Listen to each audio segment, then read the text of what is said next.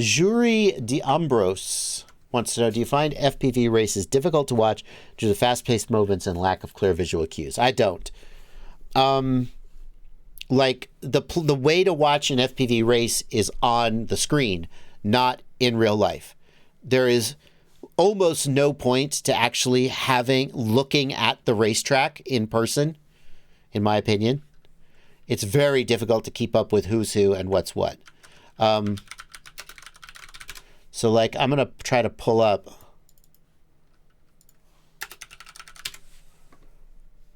Like, I'm going to try to pull up a race. Multi-GP Nationals.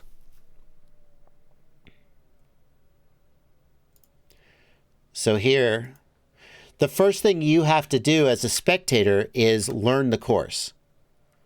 Okay? Which, if you're a racer, you will learn the course pretty quickly after watching a few laps, because that's just a skill that racers develop.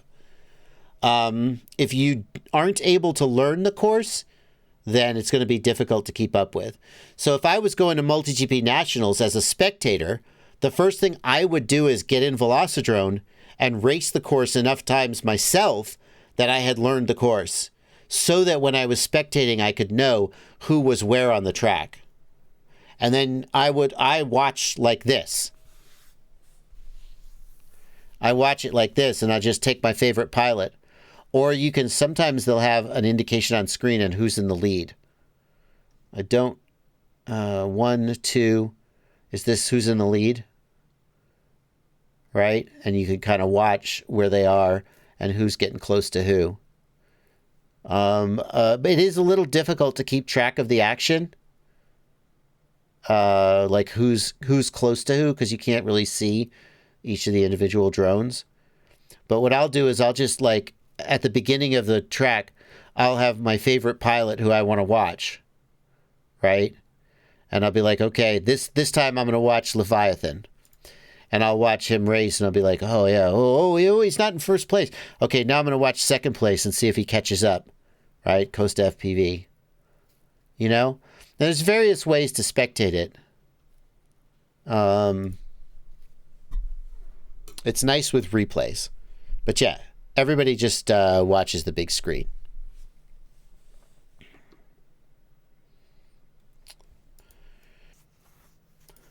Still asks, winter is coming and I'm thinking of flying even when there's snow outside. What will happen to the drone if I crash it in the snow? Will I damage the O3?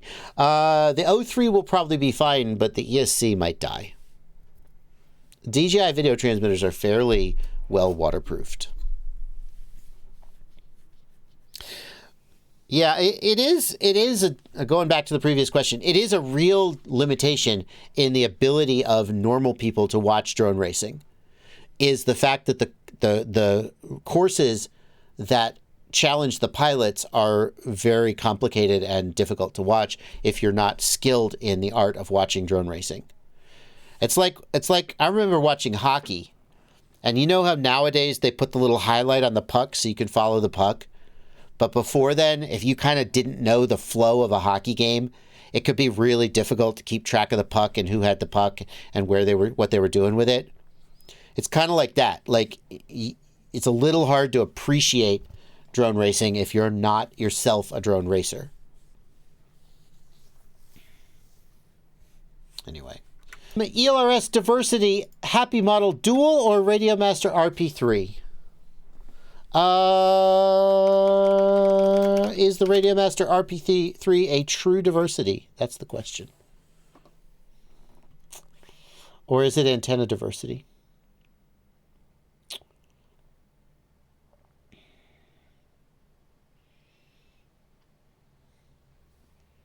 Can anyone... It's antenna diversity. That's what I thought, because I'm looking at the board and I'm not seeing the two chips. Okay, so the RP3 is antenna diversity. That means it's worse. Beta FPV SuperD or the Happy Model TCXO Dual. Those are the sort of, if you're looking for diversity, the like real choices these days. I can tell you the Beta FPV SuperD has a shitty Wi-Fi antenna.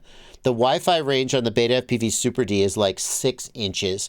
I spent so freaking long trying to flash that thing. And I was like, it's right here on my desk.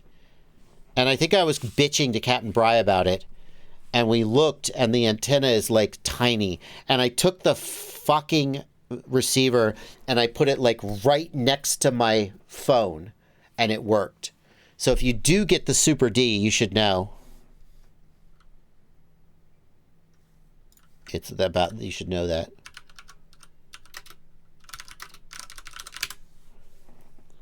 You should, excuse me, also know that Radio Master has a pre-order for a True Diversity receiver, which I will totally buy over the Beta FPV or the Happy model once it comes out.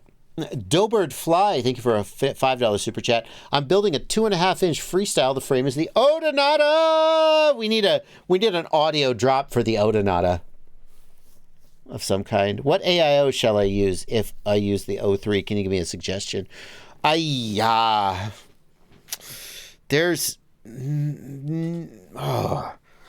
all AIO flight controllers. I kind of hold my nose because none of them are as good as I wish they would be. Also, you're putting an O3 on a 2.5-inch, which I think is a terrible decision, but obviously it's your money and you can do what you want with it. Which I think it's going to be, well, 2.5 will probably be okay, I guess. It'll be on the edge. What about the Flywoo? Okay, Flywoo has a 2-inch.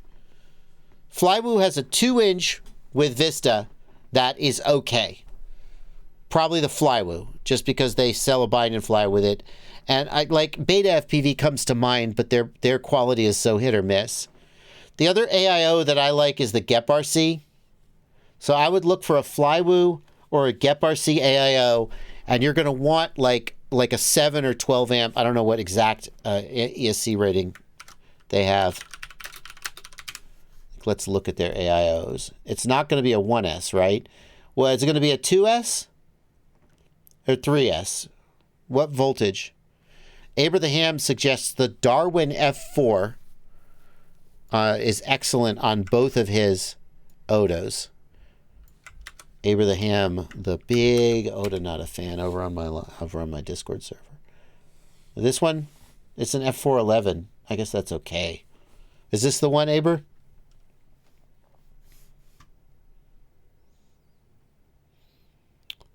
The iFlight Beast isn't made anymore, Ton. It was solid.